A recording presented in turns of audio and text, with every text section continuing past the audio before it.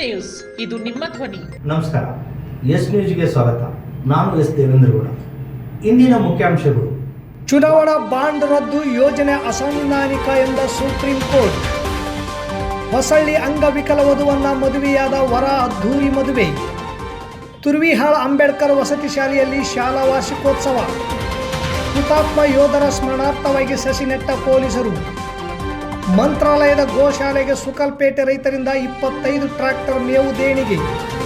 ವಾರ್ತೆಗಳ ವಿವರ. ಚುನಾವಣಾ ಬಾಂಡ್ಗಳ ಪ್ರಕರಣದಲ್ಲಿ ಸುಪ್ರೀಂ ಕೋರ್ಟ್ ಗುರುವಾರ ಬಹುನಿರೀಕ್ಷಿತ ತೀರ್ಪನ್ನು ನೀಡಿದ್ದು, ಅನಾಮಧೇಯ ಎಲೆಕ್ಟ್ರೋಲ್ ಬಾಂಡ್ಗಳು ಸಂವಿಧಾನದ 19(1)(a) ಪರಿಚ್ಛೇದದ ಅಡಿಯಲ್ಲಿ ಮಾಹಿತಿ ಹಕ್ಕನ್ನು ಉಲ್ಲಂಘಿಸುತ್ತದೆ. ಅದರಂತೆ ಈ ಯೋಜನೆಯನ್ನು ಅಸಂವಿಧಾನಿಕೆಂದು ಸುಪ್ರೀಂ ಕೋರ್ಟ್ ರದ್ದು ಮಾಡಿ ತೀರ್ಪು ನೀಡಿದೆ. ಮುಖ್ಯ ನ್ಯಾಯಮೂರ್ತಿ ಡಿ.ವೈ. ಚಂದ್ರಚೂಡ ಮತ್ತು ನ್ಯಾಯಮೂರ್ತಿಗಳಾದ ಸಂಜೀವ್ ಖನ್ನಾ, ಬಿ.ಆರ್. ಗವಾಯಿ, ಜೆ.ವಿ. ಫರ್ದಿವಾಲಾ ಮತ್ತು ಮನೋಜ್ ಮಿಶ್ರಾ ಅವರನ್ನೊಳಗೊಂಡ ಸಾಂವಿಧಾನಿಕ ಪೀಠವು ನವೆಂಬರ್ನಲ್ಲಿ 3 ದಿನಗಳ ಕಾಲ ವಿವಾದಾತ್ಮಕ ಚುನಾವಣಾ ಬಾಂಡ್ಗಳ ಯೋಜನೆಯನ್ನು ಪ್ರಶ್ನಿಸಿ ಸಲ್ಲಿಸಲಾಗಿದ್ದ ಒಂದು ಬ್ಯಾಚ್ ಪ್ರಕರಣಗಳನ್ನು ಆಲಿಸಿ ತೀರ್ಪನ್ನು ಕಾಯ್ದಿರಿಸಿತ್ತು. ಗುರುವಾರ ಬೆಳಗ್ಗೆ ಈ ತೀರ್ಪು ಹೊರಬಿದ್ದಿದೆ. ಈ 2 ತೀರ್ಪುಗಳು 2 ಪ್ರಮುಖ ಪ್ರಶ್ನೆಗಳಿಗೆ ಉತ್ತರಿಸಿವೆ. ಮೊದಲನೆಯದಾಗಿ, ಚುನಾವಣಾ ಬಾಂಡ್ ಯೋಜನೆಯ ಪ್ರಕಾರ ರಾಜಕೀಯ ಪಕ್ಷಗಳಿಗೆ ಸ್ವಯಂ ಪ್ರೇರಿತ ಕೊಡುಗೆಗಳ ಮಾಹಿತಿಯನ್ನು ಬಹಿರಂಗಪಡಿಸದಿರುವುದು ಜನಪ್ರಾತಿನಿಧ್ಯ ಕಾಯ್ದೆಯ ಸೆಕ್ಷನ್ 29ಗೆ ತಿದ್ದುಪಡಿಗಳು, ಸೆಕ್ಷನ್ 183 ಕಂಪನಿಗಳ ಕಾಯ್ದೆ, ಆದಾಯ ತೆರಿಗೆ ಕಾಯ್ದೆಯ ಸೆಕ್ಷನ್ 130 ಸಂವಿಧಾನದ 19ರ ಅಡಿಯಲ್ಲಿ ಮಾಹಿತಿಯ ಹಕ್ಕನ್ನು ಉಲ್ಲಂಘಿಸುತ್ತದೆ ಎಂದು ಹೇಳಿದೆ. ಎರಡನೆಯದಾಗಿ, ಸೆಕ್ಷನ್ಗೆ ತಿದ್ದುಪಡಿಯಿಂದ ರಾಜಕೀಯ ಪಕ್ಷಗಳಿಗೆ ಅನಿಯಮಿತ ಕಾರ್ಪೊರೇಟ್ ನಿಧಿಯನ್ನು ನೀಡುತ್ತದೆ. ಇದು ಕಂಪನಿಗಳ ಕಾಯ್ದೆಯ 182ರ ಮುಕ್ತ ಮತ್ತು ನ್ಯಾಯಸಮ್ಮತ ಚುನಾವಣೆಯ ತತ್ವಗಳನ್ನು ಉಲ್ಲಂಘಿಸುತ್ತದೆ ಎಂದು ಹೇಳಿದೆ. ಮತದಾನದ ಆಯ್ಕೆಯ ಪರಿಣಾಮಕಾರಿ ಪ್ರಕ್ರಿಯೆಗೆ ರಾಜಕೀಯ ಪಕ್ಷಗಳ ನಿಧಿಯ ಬಗ್ಗೆ ಮಾಹಿತಿ ಅತ್ಯಗತ್ಯ ಎಂದು ಮುಖ್ಯ ನ್ಯಾಯಮೂರ್ತಿ ಚಂದ್ರಚೂಡ್ ಅವರು ಮುಕ್ತ ಆಡಳಿತದ ಮಹತ್ವವನ್ನು ಒತ್ತಿ ಹೇಳಿದ್ದಾರೆ. ತಮ್ಮ ಮತ್ತು ನ್ಯಾಯಮೂರ್ತಿಗಳಾದ ಗವಾಯಿ, ಫರ್ದಿವಾಲಾ ಮತ್ತು ಮಿಶ್ರಾ ಅವರ ಪರವಾಗಿ ಅಭಿಪ್ರಾಯವನ್ನು ಬರೆದ ಮುಖ್ಯ ನ್ಯಾಯಮೂರ್ತಿ, ಚುನಾವಣಾ ಬಾಂಡ್ಗಳ ಯೋಜನೆಯು ಸಂವಿಧಾನದ 19(a) ಅನ್ನು ಉಲ್ಲಂಘಿಸಿದೆ ಎಂದು ನಿರ್ಣಾಯಕವಾಗಿ ಅಭಿಪ್ರಾಯಪಟ್ಟಿದ್ದಾರೆ. ಕಪ್ಪು ಹಣವನ್ನು ತಡೆಯುವ ಉದ್ದೇಶವನ್ನು ಸಾಧಿಸಲು ಚುನಾವಣಾ ಬಾಂಡ್ಗಳ ಹೊರತಾಗಿ ಇತರ ಮಾರ್ಗಗಳಿವೆ ಎಂದು ನ್ಯಾಯಾಲಯ ಹೇಳಿದ್ದು, ಮಾಹಿತಿ ಹಕ್ಕು ಉಲ್ಲಂಘನೆ ಸಮರ್ಥನೀಯವಲ್ಲ ಎಂದು ನ್ಯಾಯಾಲಯ ಅಭಿಪ್ರಾಯಪಟ್ಟಿದೆ. ಜೊತೆಗೆ ಆದಾಯ ತೆರಿಗೆ ಕಾಯ್ದೆ, ಜನರ ಪ್ರಾತಿನಿಧ್ಯ ಕಾಯ್ದೆ, ಕಂಪನಿಗಳ ಕಾಯ್ದೆಗೆ ತಿದ್ದುಪಡಿಗಳನ್ನು ಅಸಂವಿಧಾನಿಕ ಎಂದು ಪರಿಗಣಿಸಲಾಗಿದೆ. ಭಾರತೀಯ ಸ್ಟೇಟ್ ಬ್ಯಾಂಕ್ ಏಪ್ರಿಲ್ 12, 2019ರ ನ್ಯಾಯಾಲಯದ ಮಧ್ಯಂತರದ ಆದೇಶದಿಂದ ಇಲ್ಲಿಯವರೆಗೆ ಖರೀದಿಸಿದ ಚುನಾವಣಾ ಬಾಂಡ್ಗಳ ವಿವರಗಳನ್ನು ಭಾರತದ ಚುನಾವಣಾ ಆಯೋಗಕ್ಕೆ ಸಲ್ಲಿಸಬೇಕು. ವಿವರಗಳು ಪ್ರತಿ ಚುನಾವಣಾ ಬಾಂಡ್ನ ಖರೀದಿಯ ದಿನಾಂಕ, ಬಾಂಡ್ನ ಖರೀದಿದಾರರ ಹೆಸರು ಮತ್ತು ಖರೀದಿಸಿದ ಎಲೆಕ್ಟ್ರೋಲ್ ಬಾಂಡ್ನ ಮುಖಬೆಲೆಯನ್ನು ಒಳಗೊಂಡಿರಬೇಕು.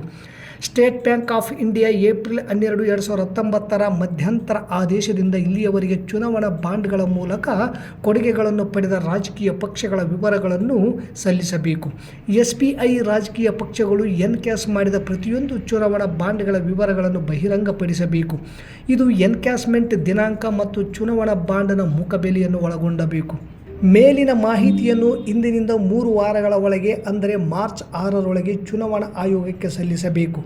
ಚುನಾವಣಾ ಆಯೋಗ ತನ್ನ ವೆಬ್ಸೈಟ್ನಲ್ಲಿ ಮಾರ್ಚ್ 13, 2024ರೊಳಗೆ ಸ್ವೀಕರಿಸಿದ ಮಾಹಿತಿಯನ್ನು ಪ್ರಕಟಿಸಬೇಕು. 15 ದಿನಗಳ ಸಿಂಧುತ್ವದ ಅವಧಿಯೊಳಗೆ ಇರುವ ಆದರೆ ರಾಜಕೀಯ ಪಕ್ಷಗಳು ಇನ್ನೂ ಎನ್ಕ್ಯಾಶ್ ಮಾಡದ ಚುನಾವಣಾ ಬಾಂಡ್ಗಳನ್ನು ರಾಜಕೀಯ ಪಕ್ಷವು ಖರೀದಿದಾರರಿಗೆ ಹಿಂತಿರುಗಿಸಬೇಕು. ಜೊತೆಗೆ ವಿತರಿಸುವ ಬ್ಯಾಂಕ್ ನಂತರ ಖರೀದಿದಾರರ ಖಾತೆಗೆ ಈ ಮೊತ್ತವನ್ನು ಮರುಪಾವತಿ ಮಾಡಬೇಕಿದೆ.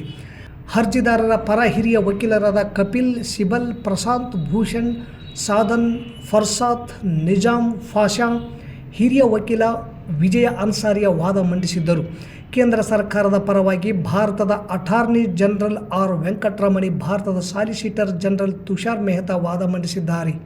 2017ರ ಹಣಕಾಸು ಕಾಯ್ದೆಯಲ್ಲಿನ ತಿದ್ದುಪಡಿಗಳ ಮೂಲಕ ಪರಿಚಯಿಸಲಾದ ಚುನಾವಣಾ ಬಾಂಡ್ಗಳ ಯೋಜನೆಯನ್ನು ಪ್ರಶ್ನಿಸಿ association for democratic reforms, communist party of India ಮತ್ತು ಕಾಂಗ್ರೆಸ್ ನಾಯಕ ಜಯ ಠಾಕೂರ್ ಸುಪ್ರೀಂ ಕೋರ್ಟ್ನಲ್ಲಿ ಪ್ರಶ್ನಿಸಿದ್ದರು. ಚುನಾವಣಾ ಬಾಂಡ್ಗಳಿಗೆ ಸಂಬಂಧಿಸಿದ ಅನಾಮಧೇಯತೆ ರಾಜಕೀಯ ನಿಧಿಯಲ್ಲಿ ಪಾರದರ್ಶಕತೆಯನ್ನು ಹಾಳು ಮಾಡುತ್ತದೆ ಮತ್ತು ಮತದಾರರ ಮಾಹಿತಿಯ ಹಕ್ಕನ್ನು ಅತಿಕ್ರಮಿಸುತ್ತದೆ ಎಂದು ಅರ್ಜಿದಾರರು ವಾದಿಸಿದ್ದರು. ಈ ಯೋಜನೆಯು ಸೆಲ್ ಕಂಪನಿಗಳ ಮೂಲಕ ಕೊಡುಗೆ ನೀಡುವ ದಾರಿಯನ್ನು ಸುಗಮಗೊಳಿಸುತ್ತದೆ, ಅರ್ಜಿದಾರರು ಹೇಳಿದ್ದರು. ವಿಚಾರಣೆಯ ಉದ್ದಕ್ಕೂ ಪೀಠವು ಸರ್ಕಾರಕ್ಕೆ ತನಿಖಾ ಪ್ರಶ್ನೆಗಳನ್ನು ಹಾಕಿತ್ತು ಮತ್ತು ಯೋಜನೆಯ ಆಯ್ದ ಅನಾಮಧೇಯತೆ ಹಿಂದಿನ ತಾರ್ಕಿಕತೆಯನ್ನು ಪ್ರಶ್ನಿಸಿತ್ತು. ರಾಜಕೀಯ ಪಕ್ಷಗಳಿಗೆ ಕಿಕ್ ಬ್ಯಾಕ್ಗಳನ್ನು ಸಾಂಸ್ಥಿಕಗೊಳಿಸುವ ಸಾಮರ್ಥ್ಯದ ಬಗ್ಗೆ ನ್ಯಾಯಾಲಯ ಆತಂಕವನ್ನು ವ್ಯಕ್ತಪಡಿಸಿತ್ತು. ಅದರಲ್ಲೂ ಮುಖ್ಯವಾಗಿ ದಾನಿಗಳ ಮಾಹಿತಿಗೆ ಸಿಗದಿರುವ ಬಗ್ಗೆ ತೀವ್ರ ಕಳವಳ ವ್ಯಕ್ತಪಡಿಸಿತ್ತು. ಅರ್ಜಿಗಳ ವಿಚಾರಣೆ ಮುಕ್ತಾಯವಾಗುತ್ತಿದ್ದಂತೆ ಸೆಪ್ಟೆಂಬರ್ 30ರವರೆಗೆ ಚುನಾವಣಾ ಬಾಂಡ್ಗಳ ಮೂಲಕ ರಾಜಕೀಯ ಪಕ್ಷಗಳ ಕೊಡುಗೆಗಳ ವಿವರಗಳನ್ನು ಒದಗಿಸುವಂತೆ ಪೀಠವು ಭಾರತೀಯ ಚುನಾವಣಾ ಆಯೋಗಕ್ಕೆ ಆದೇಶಿಸಿತ್ತು. ಅಂಗವಿಕಲ ವಧುವನ್ನು ವರ ಒಬ್ಬರು ಅದ್ದೂರಿಯಾಗಿ ಮದುವೆಯಾದ ಸನ್ನಿವೇಶ ಇಂದು ಹೊಸಳ್ಳಿ ಈಜೆ ಗ್ರಾಮದಲ್ಲಿ ನಡೆದಿದೆ. ತಾಲೂಕಿನ ಈಜಿ ಹೊಸಳ್ಳಿ ಗ್ರಾಮದ ಶರಣೇಗೌಡವರ ಮಗಳಾದ ಶರಣಮ್ಮ ಹಾಗೂ ಹುಬ್ಬಳ್ಳಿಯ ಶಾಂತಗಂಡ ಸಿದ್ದರಾಮಪ್ಪ ಇವರ ಮಗನಾದ ಆನಂದ್ ಜೊತೆ ಗ್ರಾಮದ ಬಸವೇಶ್ವರ ದೇವಸ್ಥಾನದಲ್ಲಿ ಅದ್ದೂರಿಯಾಗಿ ಮದುವೆ ನೆರವೇರಿತು.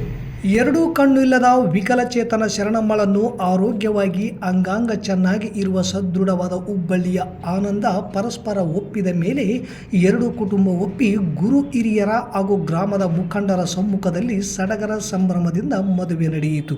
ಮದುಮಗಳು ಬೆಂಗಳೂರಿನ ಕಾಲ್ ಸೆಂಟರ್ನಲ್ಲಿ ಉದ್ಯೋಗ ಮಾಡುತ್ತಿದ್ದು ವರ ಹುಬ್ಬಳ್ಳಿಯಲ್ಲಿ ಕೊರಿಯರ್ ಬಾಯಿಯಾಗಿ ಕೆಲಸ ಮಾಡುತ್ತಿದ್ದಾನೆ. ಕಣ್ಣು ಕಿವಿ ರೂಪಾಂತವಾಗಿದ್ದರೂ ಸಹ ಮದುವೆಯಾಗಲು ಹಿಂದೆ ಮುಂದೆ ಯೋಚಿಸುವ ಹುಡುಗರು ಇರುವ ಇಂದಿನ ಈ ಕಾಲದಲ್ಲಿ ಎರಡೂ ಕಣ್ಣುಗಳಿಲ್ಲದ ಅಂಗವಿಕಲ ಹುಡುಗಿಯನ್ನು, ಅದು ಅಂಗಾಂಗ ಸರಿ ಇರುವ ಹುಡುಗನೊಬ್ಬ ವರದಕ್ಷಿಣೆ ಇಲ್ಲದೆ ಮನಸಾರೆ ಒಪ್ಪಿ ಮದುವೆಯಾಗುವ ಮೂಲಕ ಸಮಾಜದಲ್ಲಿ ಇತರ ಯುವಕರಿಗೆ ಹುಬ್ಬಳ್ಳಿಯ ಆನಂದ ಮಾದರಿಯಾಗಿದ್ದಾರೆ. ಬೆಂಗಳೂರಿನ ವಿಜಯನಗರದಲ್ಲಿರುವ ಜ್ಞಾನಜ್ಯೋತಿ ವಿಕಲಚೇತನರ ಸಂಸ್ಥೆಯ ಹಲವಾರು ವಿಕಲಚೇತನರ ವಿದ್ಯಾರ್ಥಿಗಳು ಶರಣಮ್ಮಳ ಮದುವೆಗೆ ಬಂದು ಶುಭ ಹಾರೈಸಿದರು. ಮಾಜಿ ಸಚಿವ ವೆಂಕಟರಾವ್ ನಾಡಗೌಡರು, ಜಿಲ್ಲಾ ಪಂಚಾಯಿತಿ ಮಾಜಿ ಸದಸ್ಯರಾದ ಬಸವರಾಜ್ ಹಿರೇಗೌಡರ್, ಪಿಕಾರ್ಡ್ ಬ್ಯಾಂಕ್ ಅಧ್ಯಕ್ಷರಾದ ದೊಡ್ಡ ಬಸವರಾಜ್, ವಿಕಲಚೇತನರ ಸಂಘದ ರಾಜ್ಯ ಅಧ್ಯಕ್ಷರಾದ ದೇವೇಂದ್ರಗೌಡ, ಗ್ರಾಮ ಪಂಚಾಯಿತಿ ಸದಸ್ಯರಾದ ಶ್ರೀಧರ್ ಗೌಡ, ಗ್ರಾಮದ ಮುಖಂಡರಾದ ಅಮರೇಗೌಡ, ಪಂಪನಗೌಡ, ನಾಗನಗೌಡ, ಅಮರೇಶಪ್ಪ, ರಾಮರೆಡ್ಡಿ, ಬಸವರಾಜ್, ಲಿಂಗರಾಜ್, ಸಮಾಜ ಸೇವಕಿ ಎಂಕಮ್ಮ, ಸರಸ್ವತಿ ಸೇರಿದಂತೆ ವಿವಿಧ ಪಕ್ಷಗಳ ಮುಖಂಡರು ಮದುವೆಗೆ ಬಂದು ಆಶೀರ್ವಾದ ಮಾಡಿದರು. ಲವ್ ಮಾಡಿದ್ರ ಏನ ಅರೇಂಜ್ ಮ್ಯಾರೇಜ್ ಅಲ್ಲ ಲವ್ ಮಾಡಿ ಆಮೇಲೆ ಎಲ್ಲ ಹಿರಿಯರ ಸಮ್ಮುಖದಲ್ಲಿ ಮದುವೆ ಇದ್ರೆ ಯಾವುದೇ ರೀತಿ ಇಲ್ಲ. ಹೆಂಗೆ ಪರಿಚಯ ಹೆಂಗೆ ನಿಮ್ಗೆ ಅವ್ರಿಗೆ? ಅದು ನಮ್ಮ ದೊಡ್ಡ ಅಕ್ಕರು ಇಂದ ಪರಿಚಯ. ಮೇಡಮ್ ನಿಮ್ಮ ಹೆಸರು? ಶರಣಮ್ಮ ಜೋರಮ್ಮ. ಹೆಸರೇನಮ್ಮ? ಶರಣಮ್ಮ ಅಂತ. ಏನು ಕೆಲಸ ಮಾಡ್ತೀರಿ ನೀವು? ನಾವು ವಿಂಡ್ಯಾ ಆಫೀಸಲ್ಲಿ ಕಸ್ಟಮರ್ ಎಕ್ಸಿಕ್ಯೂಟಿವ್ ಆಗಿ ಕೆಲಸ ಮಾಡ್ತಿರೋದು. ಎಲ್ಲಿ ಮಾಡ್ತೀರಿ ಮೇಡಮ್? ಬೆಂಗಳೂರು ಸರ್. ಬೆಂಗಳೂರಲ್ಲಿ ರಾಜಾಜಿನಗರ. ಎಷ್ಟು ವರ್ಷದಿಂದ ಕೆಲಸ ಮಾಡಕತ್ತೀರಿ? 5.5 ಸರ್. ನಿಮ್ದು ಯಾವ ಊರು? ಹೊಸಹಳ್ಳಿ ಈಜೆ. ಹಾಂ. ನಿಮ್ಮ ತಂದೆ ಹೆಸರು? ಶರಣೇಗೌಡ. ಈಗ ಅವರು ನಿಮ್ಮ ಆನಂದ್ ಅವ್ರು ನಿಮ್ಮ ಮದುವೆ ಆಗಿದ್ದಾರಾ? ನಿಮ್ಗೆ ಒಪ್ಪಿಗೆ ಇದೆನಾ ಇಲ್ಲ ಸಂತೋಷದಿಂದ ಮದುವೆ ಆಗಿದ್ದಾರೆ? ಮುಂದೆ ಅವರು ಭಾಳ ಕೊಡ್ತಾರೆ, ಇಬ್ಬರು ಗಂಟೆ ಹೆಂಡತಿ ಆರಾಮಾಗಿರ್ತಾರೆ ಅಂತೇಳಿ ನಂಬಿದ್ದಾರೆ. ಯಾವ ಕಾರಣಕ್ಕೆ ಅವ್ರು ಮದುವೆ ಆಗಿದ್ದಾರೆ? ಸಂತೋಷದಿಂದ ನಂಬಿದ್ದಾರೆ ಸರ್, ಜೀವನ ಕೊಡ್ತಾರೆ ಅಂತ ಹೇಳಿ ಮದುವೆ ಆಗಿರೋದು. ಏನು ಅವ್ರನ್ನೇನು ಲವ್ ಮಾಡಿದ್ದಾರೆ ಏನು ಇಲ್ಲ ಫೋನಾಗ ಕಾಂಟ್ಯಾಕ್ಟ್ ಮಾಡಿದ್ರೆ ಅರೇಂಜ್ ಮ್ಯಾರೇಜ್ ಮಾಡಿದ್ದಾರೆ? Arrange sir. ವಿದ್ಯಾರ್ಥಿಗಳು ಓದಿನ ಜೊತೆಗೆ ಉತ್ತಮ ಸಂಸ್ಕಾರ ಬೆಳೆಸಿಕೊಂಡಾಗ ಸಮಾಜ ಗೌರವಿಸುವಂತ ವ್ಯಕ್ತಿಯಾಗಿ ಬೆಳೆಯಲು ಸಾಧ್ಯ ಎಂದು ಗುಂಡಾ ಗ್ರಾಮದ ಸರ್ಕಾರಿ ಪ್ರೌಢಶಾಲೆಯ ಮುಖ್ಯ ಶಿಕ್ಷಕ ಚಿದಾನಂದಯ್ಯ ಗುರುವಿನ್ ಅಭಿಪ್ರಾಯಪಟ್ಟರು. ಪಟ್ಟಣದಲ್ಲಿರುವ ಗುಂಜಡಿ ಗ್ರಾಮದ ವ್ಯಾಪ್ತಿಯ ಡಾಕ್ಟರ್ ಬಿ.ಆರ್. ಅಂಬೇಡ್ಕರ್ ವಸತಿ ಶಾಲೆಯಲ್ಲಿ ಬುಧವಾರ ಶಾಲಾ ವಾರ್ಷಿಕೋತ್ಸವ ಹಾಗೂ ಎಸ್ಎಲ್ಸಿ ವಿದ್ಯಾರ್ಥಿಗಳ ಬೀಳ್ಕೊಡುಗೆ ಕಾರ್ಯಕ್ರಮದಲ್ಲಿ ಭಾಗವಹಿಸಿ ಮಾತನಾಡಿದರು. ನಂತರ ಶಾಸಕರ ಸುಪುತ್ರ ಆರ್ ಸತೀಶಗೌಡ ತುರ್ಬಿಹಾಳ್ ಅವರು ಕಾರ್ಯಕ್ರಮವನ್ನು ಉದ್ಘಾಟಿಸಿದರು. ಪ್ರಾಚಾರ್ಯ ಗಂಗಪ್ಪ ಕವಿತಾಳ್ ಅವರು ಡಾಕ್ಟರ್ ಬಿ.ಆರ್. ಅಂಬೇಡ್ಕರ್ ಅವರ ಭಾವಚಿತ್ರಕ್ಕೆ ಮಾಲಾರ್ಪಣೆ ಸಲ್ಲಿಸಿ ನಂತರ ಸಂವಿಧಾನ ಪೀಠಿಕೆಯ ಪ್ರತಿಜ್ಞಾವಿಧಿ ಬೋಧಿಸಿದರು. ಈ ಸಂದರ್ಭದಲ್ಲಿ ಕಳೆದ ವರ್ಷ SSLC ಪರೀಕ್ಷೆಯಲ್ಲಿ ಜಿಲ್ಲೆಗೆ ಪ್ರಥಮ ಸ್ಥಾನ ಪಡೆದ ವಿದ್ಯಾರ್ಥಿಗಳನ್ನು ಸನ್ಮಾನಿಸಲಾಯಿತು. ಕಾರ್ಯಕ್ರಮದಲ್ಲಿ ಅಮರ್ ಗುಂಡಯ್ಯ ತಾತ, ಮಾದಯ್ಯ ಗುರುವಿನ್, ಗುಂಡಯ್ಯ ಅಪ್ಪಾಜಿ, ಮುಖಂಡರಾದ ಮಲ್ಲನಗೌಡ ದೇವರುಮನಿ, ಫಾರೂಕ್ ಸಾಬ್, ಆರ್ ಸಿದ್ದನಗೌಡ, ಮಂಟಪ್ಪ ಎಲೆಕೂಡ್ಲಿ, ಮೌಲಪ್ಪಯ್ಯ ಗುತ್ತೇದಾರ್, ಶಾಮಿದ್ ಸಾಬ್, ಸಿದ್ದೇಶ್ವರ ಗುರಿಕಾರ್, ತಿರುಪತಪ್ಪ ನಾಯಕ್, ಸಿರಾಜ್ ಪಾಷಾ, ಕರಿಲಿಂಗಪ್ಪ ಹಳ್ಳಿ, ಎಚ್ ರೆಡ್ಡಿ, ಅಮ್ಮಣ್ಣ ಬೋವಿ, ಸೋಮನಾಥ್ ಮಾಟೂರ್ ಹಾಗೂ ಶಿಕ್ಷಕರು ಪಾಲಕರು ಭಾಗಿಯಾಗಿದ್ದರು. ಈ ಕಾರ್ಯಕ್ರಮವನ್ನು ಶಿಕ್ಷಕ ರಮೇಶ್ ಸಜ್ಜನ್ ನಿರೂಪಿಸಿದರು. ಭಾಗ್ಯಶ್ರೀ ಅವರು ವಂದಿಸಿದರು. ಸಾಕ್ರೆಟೀಸ್ ಅಂತಕ್ಕಂಥವರು ಈ ಜಗತ್ತಿನಲ್ಲಿ ಆಗೋದು. ಅವರು ಅಥೆನ್ಸ್ ನಗರದ ವಾಸಿಗಳಾಗಿದ್ದರು. ಅವರನ್ನು ಮಹಾಜ್ಞಾನಿಗಳು ಅಂತ ಕರಿತಿದ್ರು. ಅಲ್ಲಿನ ಗ್ರೀಕ್ ದೇವತೆಯ ಮೂಲಕ ಅವರು ಮಹಾಜ್ಞಾನಿಗಳು ಅಂತಕ್ಕಂಥ ಪಟ್ಟವನ್ನು ಕೂಡ ಪಡೆದುಕೊಂಡಿದ್ರು. ಹೀಗಿರಬೇಕಾದ್ರೆ ಒಬ್ರು ಹೋಗಿ ಅವರನ್ನು ಕೇಳ್ತಾರೆ, ನೀವು ಮಹಾಜ್ಞಾನಿಗಳಂತೆ. ಹೌದೇ ಅಂತ. ಹೌದು, ನಾನು ಮಹಾಜ್ಞಾನಿ ಅಂತ. ಯಾರು ಕೇಳಕ್ಕೆ ಹೋಗಿದ್ರಲ್ಲ ಅವರು ಕೂಡ ತತ್ವಶಾಸ್ತ್ರಜ್ಞರಾಗಿದ್ದರು. ಮಹಾಜ್ಞಾನಿ, ಹೌದು ನಾನು ಜ್ಞಾನಿ, ದೊಡ್ಡ ಜ್ಞಾನಿ ನಾನು. ಇವ್ರು ಏನೋ ಮಹಾಜ್ಞಾನಿಗಳು ಹೌದೇ ಅಂತ ಏನು ಕೇಳಿದ್ರಲ್ಲ ಅವ್ರಿಗೆ ಒಂಥರ ಸಂಕೋಚ ಅನಿಸ್ತು. ಯಾವುದೇ ಜ್ಞಾನಿ, ನೀನು ಜ್ಞಾನಿ ಏನಪ್ಪ ಅಂತಂದ್ರೆ ಅದ್ರ ಬಗ್ಗೆ ಇಲ್ರಿ ಭಾಳ ನಮ್ಗಿಂತ ದೊಡ್ಡವ್ರು ಅದಾರ ಅಂತಿರ್ತಾರ. ಆದ್ರೆ ಇದು ಜ್ಞಾನಿ ಅಂತಂದ ತಕ್ಷಣ ಹೌದು ಅನ್ನಲ್ಲ ಅಂತಂದೇಳಿ ಇವ್ರಿಗೆ ಒಂಥರ ಮುಜುಗರ ಅನಿಸ್ತು. ಇದು ಜ್ಞಾನ ಒಂದು ಹೌದು ಅಲ್ಲ ಗೊತ್ತಿಲ್ಲ. ನಗರದ ಪಿಡಬ್ಲ್ಯೂ ಕ್ಯಾಂಪಿನಲ್ಲಿರುವ ಸಂಚಾರಿ ಪೊಲೀಸ್ ಠಾಣೆಯ ಮುಂಭಾಗದಲ್ಲಿ ಪುಲ್ವಾಮಾ ದಾಳಿಯಲ್ಲಿ ಹುತಾತ್ಮರಾದ ಯೋಧರ ಸ್ಮರಣಾರ್ಥವಾಗಿ ವನಸಿರಿ ಫೌಂಡೇಶನ್ ಪದಾಧಿಕಾರಿಗಳು ಹಾಗೂ ಡಿವೈಎಸ್ಪಿ ಹಾಗೂ ಪೊಲೀಸರಿಂದ ಸಸಿ ನೆಡಲಾಯಿತು. ಡಿವೈಎಸ್ಪಿ BS ತಳವಾರ್ ಅವರು ಮಾತನಾಡಿ, ಜಮ್ಮು ಕಾಶ್ಮೀರದ ಪುಲ್ವಾಮಾದಲ್ಲಿ ಭಾರತೀಯ ಸೇನೆಯ ಭದ್ರತಾ ಪಡೆಗಳ ಮೇಲೆ ನಡೆದ ದಾಳಿಯಲ್ಲಿ 40 ಜನ CRPF ಯೋಧರು ಹುತಾತ್ಮರಾಗಿದ್ದರು. ಈ ಕಹಿ ಘಟನೆ ಕುಟುಂಬದ ಸದಸ್ಯರು, ಇಲಾಖೆ ಎಲ್ಲರಲ್ಲೂ ದಿಗ್ಭ್ರಮೆಗೊಳಿಸಿ ನೀರವ ಮೌನ ಇಡೀ ದೇಶದಾದ್ಯಂತ ಮನೆ ಮಾಡಿತ್ತು. ಇಂತಹ ಯೋಧರ ಆದರ್ಶಗಳನ್ನು ಮೈಗೂಡಿಸಿಕೊಳ್ಳೋಣ.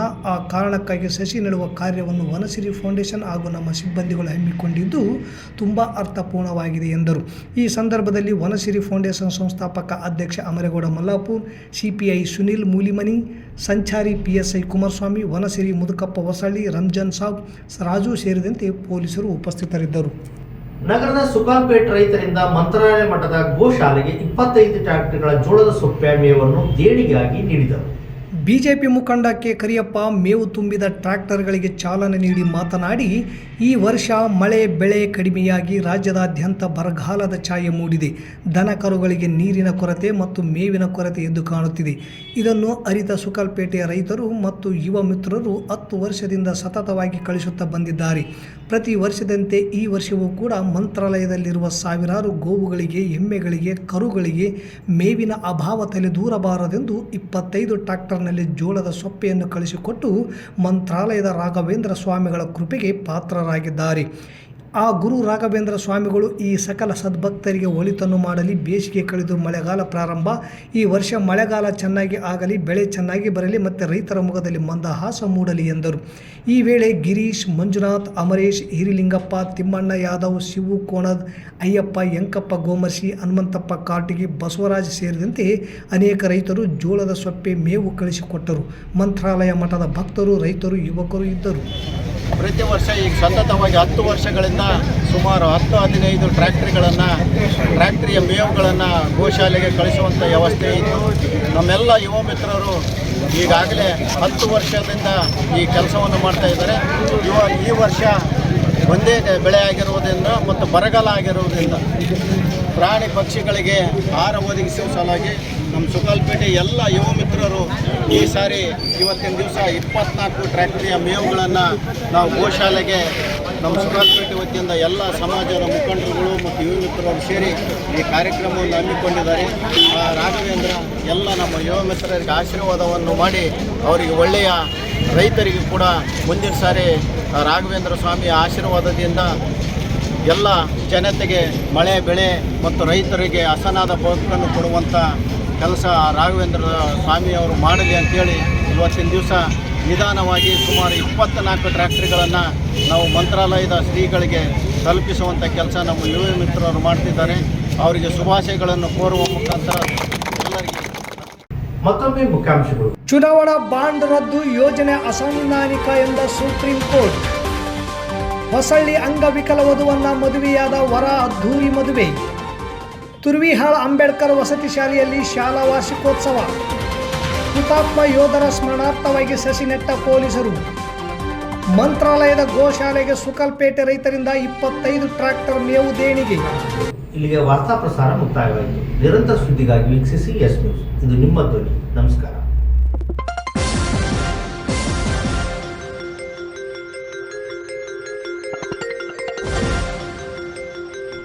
ಎಸ್ ನ್ಯೂಸ್, ಇದು ನಿಮ್ಮ ಧ್ವನಿ.